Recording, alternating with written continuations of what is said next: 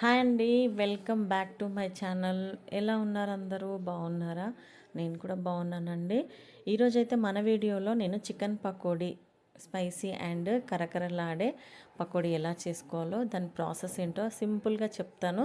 మీరు కూడా నేను చెప్పిన ప్రాసెస్లో ట్రై చేయండి. ముందుగా మన వీడియోలోకి వెళ్ళిపోదాము. ఇప్పుడు నేను ఒక పావు కిలో చికెన్ బోన్లెస్ తీసుకున్నాను అనమాట.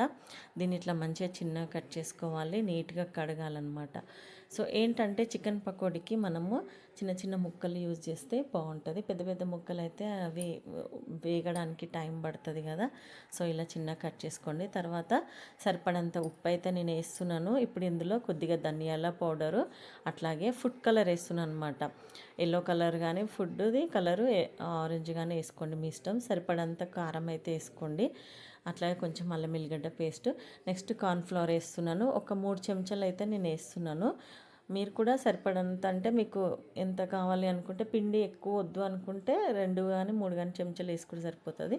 సో ఇప్పుడు ఇందులో ఒక ఎగ్ అయితే నేను వేసిన అనమాట పగలగొట్టి. అట్లాగే 2 చెంచాల పెరుగు కూడా వేస్తున్నాను, కొద్దిగా మనకు స్మూత్గా వస్తుంది. సో ఒక 2 స్పూన్స్ అయితే పెరుగు యాడ్ చేసి ఇవన్నీ ఒకసారి ఇట్లా మిక్స్ చేస్తున్నా చూడండి. మంచిగా కలుపుకోండి, ఓకేనా.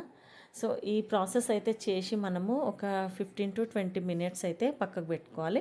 సో చూడండి, మొత్తంకి అయితే కలిపేసిన నేను. ఇప్పుడు దీన్ని పక్కకు పెట్టేసి ఒక 20 మినిట్స్ అట్లా 15 to 20 మినిట్స్ మూత పెట్టేసుకుందాము.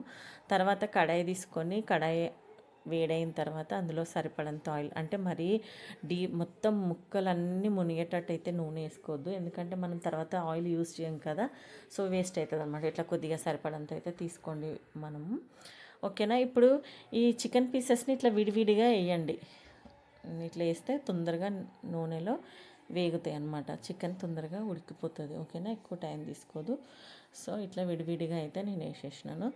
దీని అయితే మంచిగా చిన్న మంట మీదనే పెట్టుకోండి, మరి పెద్ద మంట కూడా పెట్టద్దు, మీడియం మంట అయినా ఓకే. ఇప్పుడైతే చూడండి మంచిగా వేగుతుంది కదా. ఇట్లా కలర్ చేంజ్ అయ్యేంత వరకు అయితే వేయించుకోండి, ఓకేనా. సో వేసిన వెంటనే కలపొద్దు, ఇట్లా కలర్ చేంజ్ అయిన తర్వాత కొద్దిగా, అంటే మనకు ఒక సైడ్ అయితే చికెన్ మ్యాక్సిమం ఫ్రై అవుతుంది కదా. సో ఇట్లా కలర్ చేంజ్ అయిన తర్వాత ఒకసారి అయితే కలుపుకుందాము. చాలా బాగుంటుందండి టేస్ట్ అయితే. ఇట్లా ఒకసారి ట్రై చేయండి. చూడండి ఇప్పుడైతే నేను కలిపేస్తున్నాను. ఒక సైడ్ వేగిపోయింది కదా. మనం ఇందులో పెరుగు యాడ్ చేసినాం కదా, అందుకే ఇట్లా ఆయిల్ నురుగు వస్తుంది. సో నో ప్రాబ్లం అనమాట. ఇట్లయితే కలుపుకోండి మంచిగా. కలర్ చేంజ్ అయ్యేంత వరకు అయితే కలుపుకోండి.